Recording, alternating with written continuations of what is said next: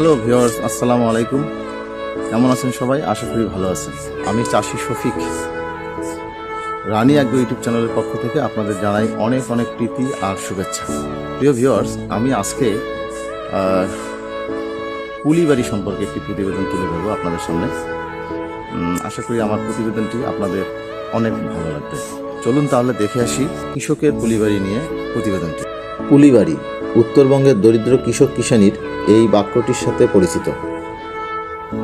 একজন দরিদ্র কৃষকের তার উঠানে বা বাড়ির পাশে ফেলে রাখা জমিতে শাকসবজি চাষ করে এবং বীজ থেকে চারা তৈরি করে, তাকে পুলিবাড়ি বলে। পুলি শব্দটি দিয়ে সাধারণত চারাকে বোঝায়। বীজ থেকে কৃষক যে চারা তৈরি করে তাকে পুলি বলে। সাধারণত কার্তিক মাস থেকে শুরু করে বৈশাখ মাস পর্যন্ত একজন কৃষক এই পুলিবাড়ি থেকে পরিবারের শাকসবজির চাহিদা পূরণ করে থাকে। চাহিদার বাইরেও শাকসবজি বাজারে বিক্রি করে একজন কৃষক অনেক টাকা আয় করে এবং বীজ থেকে চারা তৈরি করে সেই চারা জমিতে লাগিয়ে বাণিজ্যিকভাবে বিভিন্ন রকমের ফসল উৎপাদন করে থাকে।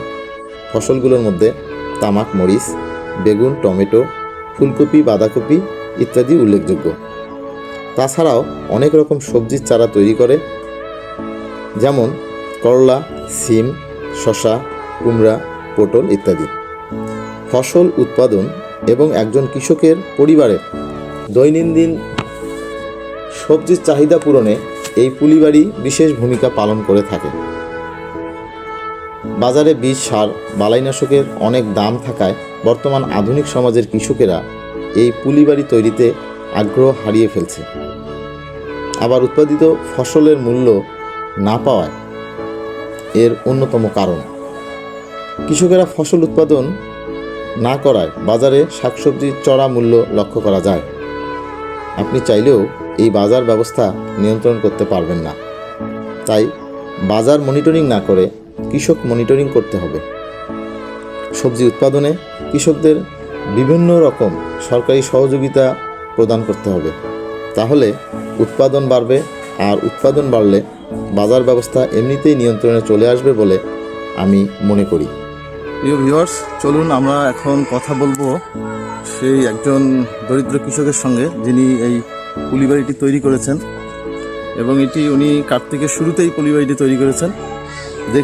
তার মুখ থেকে এখন আমরা জানবো যে আসলে এই পুলিবাড়ি একজন কৃষককে এই সবজির কী পরিমাণ যোগান দেয় এবং এখান থেকে উনি সবজি বাজারজাত করেন কি না, এবং বীজ থেকে যে চারা তৈরি করেন এই চারাগুলো উনি ফসলের মাঠে শুধু নিজেই লাগান নাকি এই চারাগুলো উনি বিক্রিও করেন, এইসব অনেক অজানা তথ্য আমরা সরাসরি ওনার কাছ থেকে জানবো। ওনার নাম আজিজার রহমান, গ্রাম মহিষকোচা, থানা আদিতমারি, জেলা লালমনিরহাট। প্রিয় ভিউয়ার্স, চলুন তাহলে কথা বলি এই প্রান্তিক কৃষক আজিজার রহমানের সঙ্গে। চাচা, আসসালামু আলাইকুম। ওয়ালাইকুম আসসালাম। চাচা, কেমন আছেন? আলহামদুলিল্লাহ। আজকের সকালটা তো আপনি এই পুলিবাড়ি দিয়েই শুরু করছেন নাকি? অবশ্যই ফজরের নামাজ শেষ করে এখানে এসে এই পুলিবাড়িতে প্রতিদিনই কাজ করেন? প্রতিদিনই। আচ্ছা চাচা, আপনি কি আমাকে একটু তথ্য দেবেন যে আসলে এই যে বাড়ির উঠোনে এই পরিত্যক্ত 1-2 শতাংশ জমিতে যে কৃষকেরা এই পুলিবাড়ি তৈরি করে, এই পুলিবাড়িটা একজন কৃষকের কি কারণে তৈরি করে? এখান থেকে আয় হয়? অবশ্যই আয় হয় কিছু। আচ্ছা, এই পুলিবাড়িতে আপনাদের 6 মাস থাকবে, কার্তিক, অগ্রহায়ণ, পৌষ, মাঘ, ফাল্গুন, চৈত্র, মোটামুটি 6 মাসের জন্য তো এই পুলিবাড়ি। আমার এটা পুলিবাড়ি প্রায় বছর শুদ্ধই থাকে, সারা বছরই থাকে? সারা বছরই থাকে। মানে এটা আপনার উঁচু জায়গা, যখন বর্ষার সময় এখানে সমস্যা হয় না?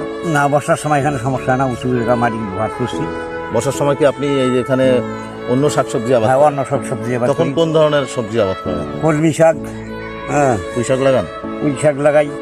ও, কলমি শাক, পুঁই শাক এগুলো আপনি এখানে? এটা বর্ষাকালেও হয়। ও, এখানে বর্ষাকালে হয়। তারপরে আপনার বাড়ির যে চাহিদা, সবজির চাহিদা আপনি এখান থেকে পূরণ করেন? হ্যাঁ, সবজি আমাদের বাড়ি চালেও আল্লাহ দিলে বিক্রি করতে পারেন? তার মানে আপনার এখান থেকে সংসারে আয়ও হয়? অবশ্যই আয় হয়। ও আচ্ছা চাচা, আপনি যে এখানে কাজ করতেছেন এগুলো কি তামাকের পুলি? তামাকের পুলি, ভার্জিনের তামাকের পুলি। ও, এখানে বীজ থেকে আপনি এখান থেকে চারা তৈরি করবেন চারা তৈরি এবং করে এগুলো লাগাবো। জমিতে লাগাবেন? হ্যাঁ, জমিতে লাগাবো। আচ্ছা চাচা, আপনি কি বলবেন যে এগুলো সব বীজ চারা কি আপনার জমিতে যাবে নাকি এগুলো না, এখানে অন্য অন্য জায়গায় বিক্রি হবে। বিক্রি হবে। আমার মন করবো যেটা গাড়বো, গাড়ার পরে যেটা থাকবে ওটা বিক্রি করবো। ও আচ্ছা, এই পুলি যখন শেষ হয়ে যাবে, পুলি শেষের পরে কি এখানে আপনি আবার সবজি চাষ করবেন? আবার সবজি লাগাবো, ওই তো প্রায় লাগিয়ে ফেলাছি। এনে দিয়ে এটা উঠে যাবি, ওটা উঠে যাবে। এই যে মূলে লাগাইছি, এই যে ভটভটি লাগাইছি, পেঁয়াজ লাগাইছি, এগুলো এটা উঠে যাবে, ওটা আবার ইয়ের পরে শুরু যাবে। তারপরে তার মানে পুরো বছরের যে আপনার বাড়ির যে একটা সবজির যে একটা চাহিদা, ওটা সেটা আমরা হ্যাঁ এখান থেকে পূর্ণ হয়। এবং এখান থেকে আপনি বাজারে সবজি বিক্রি করেন, এই যে চারা বিক্রি করেন, এগুলো বিক্রি করে হ্যাঁ, আপনার বিক্রি একটা ভালো আয় হয়। প্রিয় ভিউয়ার্স, শুনলেন একজন প্রান্তিক কৃষকের মুখ থেকে যে আসলে এই পুলিবাড়ি আসলে ওনার কত উপকারে আসে, এবং এখান থেকে উনি অনেক টাকা আয় করেন, এবং পুরো বছরেই এই পুলিবাড়ি থেকে উনি ওনার সংসারের যে সবজির চাহিদা সেটা পূরণ করেন। প্রিয় ভিউয়ার্স, কেমন লাগলো আমার এই প্রতিবেদনটি কমেন্টের মাধ্যমে জানাবেন, আর অবশ্যই আমার চ্যানেলটি সাবস্ক্রাইব করবেন এবং পাশে থাকবেন। ধন্যবাদ সবাইকে।